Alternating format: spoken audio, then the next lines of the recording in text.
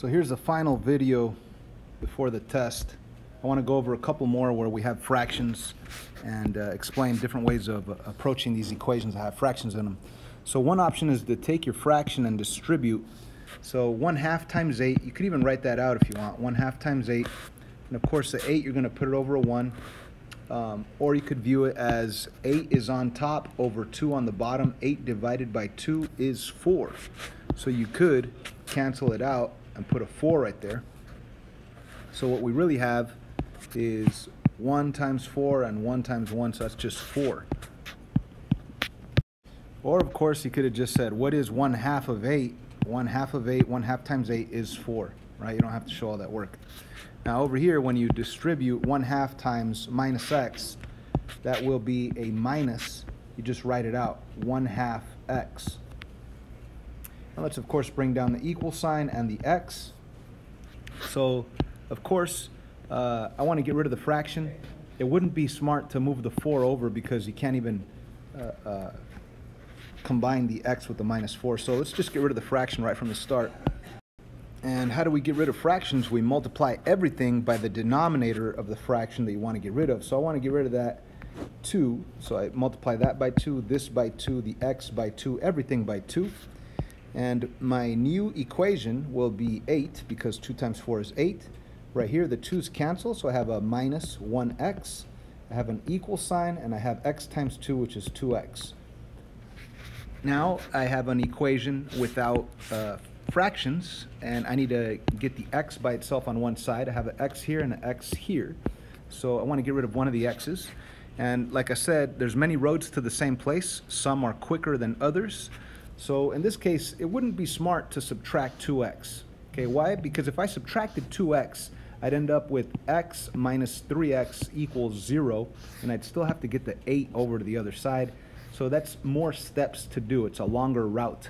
The quicker route would be to get rid of this minus 1x by moving it over there. So let's move that minus 1x. Let's get rid of it by doing the opposite. And what you do to one side, you do to the other side. Cancels out. The 8 comes down, the equals comes down. 3x is what's left over on the right side. So now I'm down to my final step, getting rid of that 3.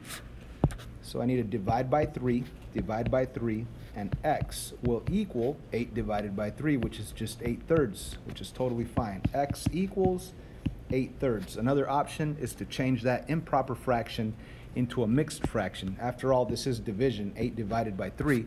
So you could do this. You could say 8 divided by 3. It'll go in 2 times. That'll be a 6. You'll have a remainder of 2. So the remainder always goes over the original divisor. So you could also say x is equal to 2 and 2/3. Let's move on to the next question that we have right here. So right here, yes, I'm going to actually do this one 2 different ways. I'm going to first write it twice. That way we could compare different ways of doing it. So there's the same exact equation right there for number 2, written twice on the board. So one way to do it is to distribute the way we did on the last problem, 1/2 times 3x. Now right here, when it's probably a good idea to show your work. 1/2 times 3x. Let's put that 3x over a 1. That way we could multiply the top with the top and the bottom with the bottom. So 1 times 3 is 3, and 2 times 1 is 2, and of course we still have the x right there. So when I distribute 1/2 times 3x, we get 3/2 x. And now let's distribute the 1/2 times the negative 2. So 1/2 times negative 2, we know that 1/2 of negative 2 is negative 1, so this is my answer when I bring it down. Or you could actually show your work. Again, you could say 1/2 times 2, put that 2 over a 1, and the 2's cancel, it's going to be 1. And of course it's a minus sign, so that's why it's a minus sign right there. So 3/2 x minus 1 equals, let me just rewrite the rest, equals x over 2. So that's one way of doing it, distributing the fraction. And from here, you want to get rid of the fractions. So we look at the denominators, 2 and 2. Let's multiply everything by the denominator of the fraction we want to get rid of. So right here, we're kind of lucky because both denominators are 2. So let's multiply everything by 2. That by 2, this by 2, this by 2, everything by 2. So the 2's cancel. I'll have a 3x left over. On this one right here, 2 times 1 is 2 with the minus sign in front of it, so that will be -2 or -2. Bring down the equal sign, and over here the 2 over 2, it does cancel and you end up with an x. And of course, same situation, we want to get x by itself on one side of the equation and the numbers on the other. So you're probably thinking, oh, x is already by itself. No, it's not, because x is on both sides of the equation. So let's get rid of one of them. Again, I do not want to get rid of this one. Let me okay, so don't write this down. If you're writing this down, don't write it down right now. Watch what happens if I wanted to get rid of this x. I would subtract it, it would cancel, I would subtract it, and I'd end up with 2x minus 2 equals 0. You see how I still have to continue adding 2 and adding 2, then dividing by 2, so it's more steps for me. So let me do this. Let me go back and erase what I just wrote in blue. And let me do the smarter thing to think about it. And okay, if I get this one over here, then I'll have the number on this side by itself, and I could just get rid of this number by dividing. So let me do that. It's a shorter, quicker route. Let's subtract 3x. Subtract 3x. I will have -2 equals -2x. Because if you have $1 and you owe 3, you can't even pay them off, you're still going to owe them 2. That's why it's a -2x. So for my final step here, to get x by itself on the right side, I'm going to have to divide by -2. So I'm going to divide by -2, divide by -2. So my final answer is x equals +1, because a negative divided by a negative is a positive. X equals 1 is my answer. Now let's go back to the same exact question right here next to it, and let's solve it a little differently.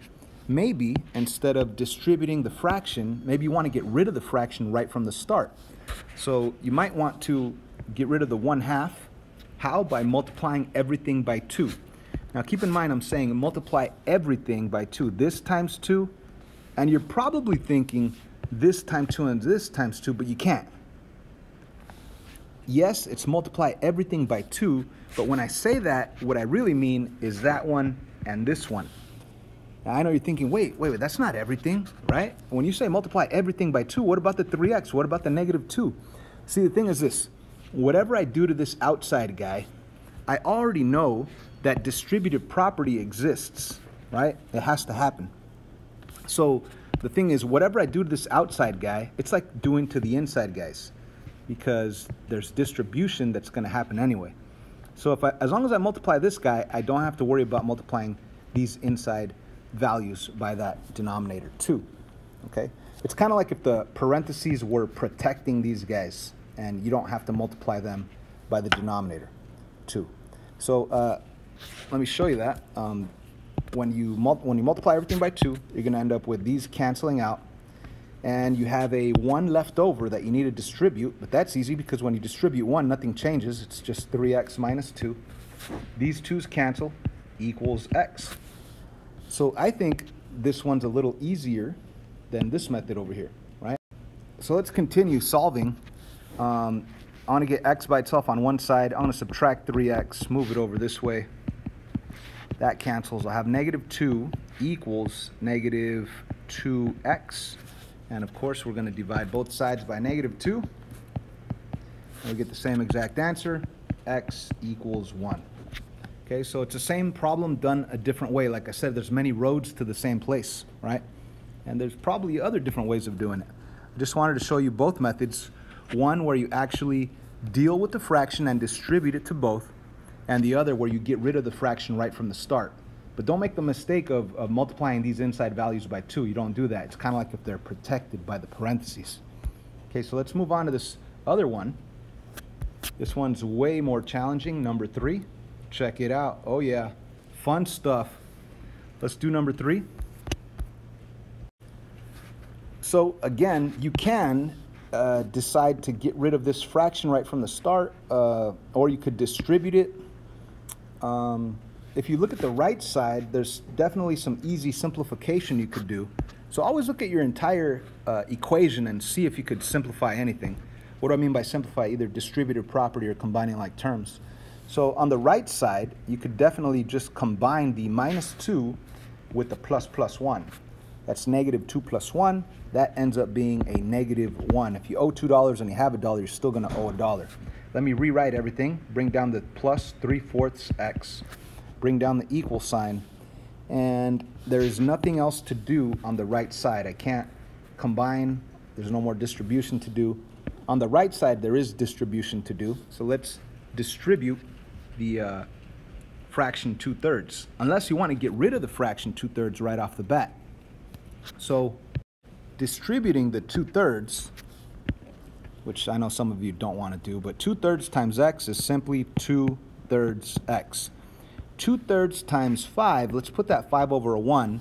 Again, you're going to multiply the top with the top and the bottom with the bottom. So 2 times 5 and 3 times 1. So what do we end up with? We end up with a minus sign. 2 times 5 is 10. 3 times 1 is 3. So that's how you distribute. It's pretty easy to do, but then again, you could get rid of the fraction altogether right from the start. But now that I distributed it, I have 2/3, I have 10/3, and I have 3/4. I have 3 different fractions. If you want to get rid of all the fractions at the same time, you must understand the concept of LCD. And you're going to have to multiply everything by the LCD. So let's think about this. We have 3, and we have 4. What would the lowest common denominator be?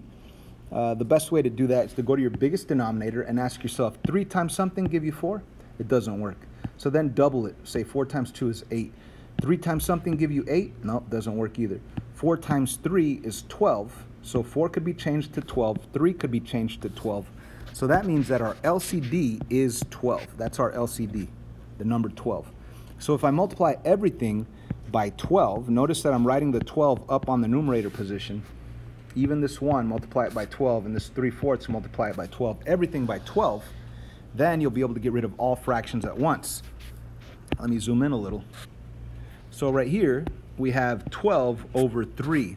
12 on top, 3 on the bottom. That's really like saying 12 divided by 3. 12 divided by 3 is 4, and the 4 is still up on top. So I have 4 times 2 with an x. What's 4 times 2 with an x? That becomes 8x. Let's move on to the next one. We have 12 on top over 3 on the bottom. 12 divided by 3 is 4. So I put a line through it, but I put the 4 up on top because the bigger number 12 was up on top. So what do I have left? I have 4 times 10, which is 40. And let's not forget about that minus sign. So we have minus 40. And then on the right side of the equation, let me bring down the equal sign right here. And on the right side, negative 1 times 12, that's just negative 12. So let's bring that down. And finally, we have 12 on top over 4 on the bottom. 12 divided by 4 is 3. There's a 3 left over up on top. So what I really have is 3 times 3, but with an x. And it is positive. So 3 times 3 with an x, that is positive 9x. So we have our new equation, no more fractions. Okay. So what now? Let's get x's by itself on one side. I'm going to get this 8x and get rid of the 8x so I can move it over here on this side. I don't want x's on both sides, so let me subtract 8x. And what I do to one side, I do to the other side. So I'm going to end up with negative 40 equals negative 12 with a 1x, because 9 take away 8x is 1x. So I have x on the right side. Let's get rid of the minus 12 by doing the opposite, plus 12. What you do to one side, you must do to the other, maintain the balance. So negative 40 plus 12, that's going to be negative 28. So let's write that down. Negative 28 equals 1x. And we're done. X equals negative 28. So just like you noticed on the homework, there wasn't that many questions with fractions in it, but there will be a couple. And that's why I made this extra video to help you guys out with those specific questions that have fractions in it. You could get rid of the fractions right off the bat if you want to. I hope this helps. The test is tomorrow, 100 points.